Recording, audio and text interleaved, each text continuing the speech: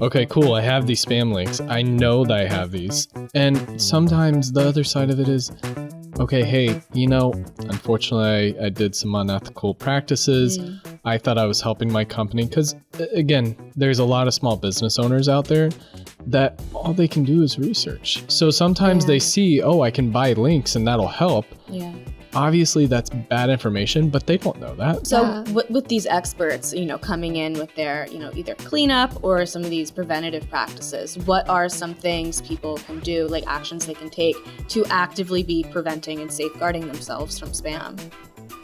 So I would say one of the things that you can do to constantly kind of safeguard is performing a link audit. So basically what you do is you go through, you audit your website, audit your links, and if you see your site's been hacked, then perform that link audit. And what you can do from there, and I'll get more into this feature a little later, but you can use a feature for any of those hacked links or really, really bad links that you need to get rid of quick. There's a feature that Google has, which is called the Disavow feature. The Google Disavow feature basically will just immediately, it helps get rid of that link. I'll get into it more later, but there is going to be a warning later in this podcast talking about using that feature because it is a very, very advanced feature that Google has. This reminds me of a different client anecdote with preventative care and just cleanup being difficult. One time we had a small business come to us and we were just going to do this really small SEO engagement to kind of reorganize, mostly focusing on their navigation to aid in a redesign effort. And the link audit came back in, they had just hundreds of links to these random places. It wasn't as obviously expletive some stuff out there, but it definitely was not great. You don't want that. They had no idea it was happening, and just a little link audit immediately revealed it as one of the first things Ron did, and it was pretty difficult to clean that up. There were hundreds of URLs associated with their domain that were not from them, and you'd never think there's a little local business. Exactly. That's dealing with all that, and I guess that's where, because local businesses even experience a lot of these bad links, and sometimes you'll get what's called a manual action from Google. That's Google jail essentially. Yeah. When you get the manual action, 9 times out of 10, you're not going to want just some regular person that works in website link building or anything like that.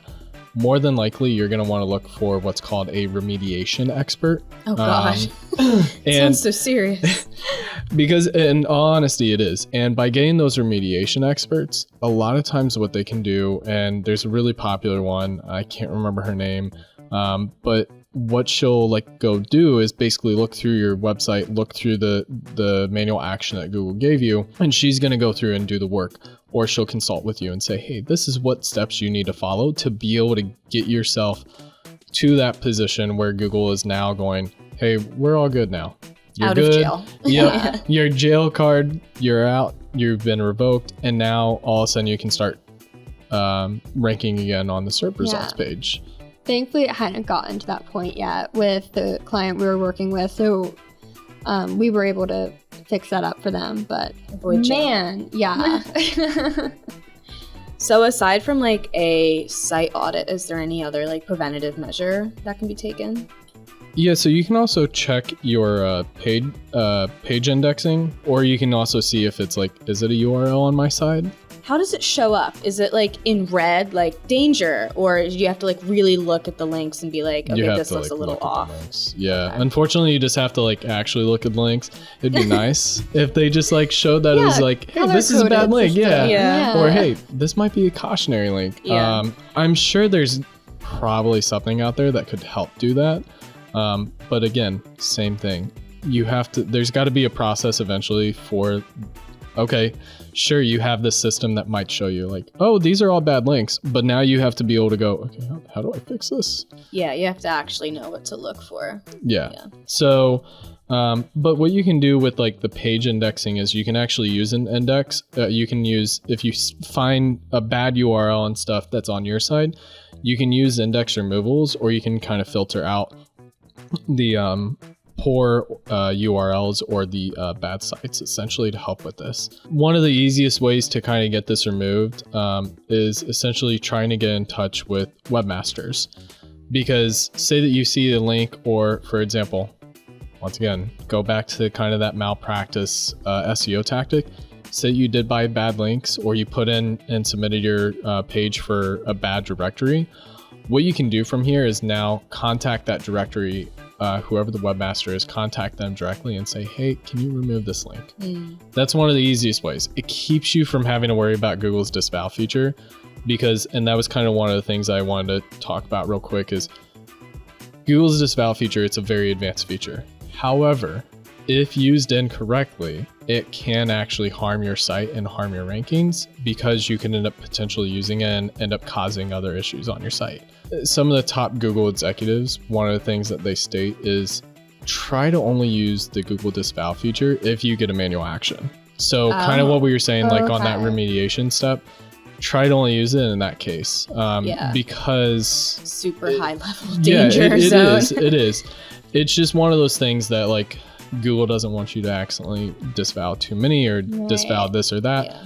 And so that's why like a lot of the top execs, if you read a lot of the articles that they end up talking with, they'll tell you like, please only use the disavow feature for manual actions, because it's the best way to ensure that you don't end up causing an issue or harming your site. It sounds kind of like the, don't try this at home. Essentially. Disclaimer, like, oh, this stunt was performed by a professional. Right. Do not attempt. So that is good to know. We are disclaiming that. Yes. Maybe try a, Tide stain stick before pouring a gallon of bleach. Yeah. Or contact an expert. Yeah. That too.